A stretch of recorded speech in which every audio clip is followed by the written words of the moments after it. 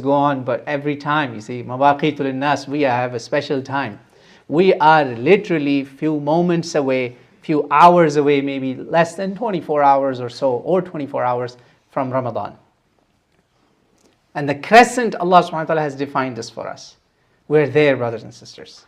So that this time demands from us, like Allah says, hiya mawaqitul linnas. So you have somebody coming, new moon is coming, like a new baby is coming. You have to make preparations.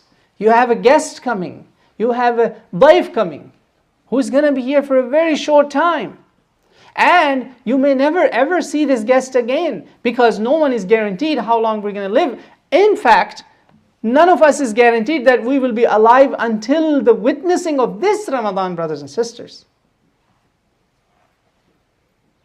No Muslim can say, yes, I am guaranteed that I will witness this Ramadan. No.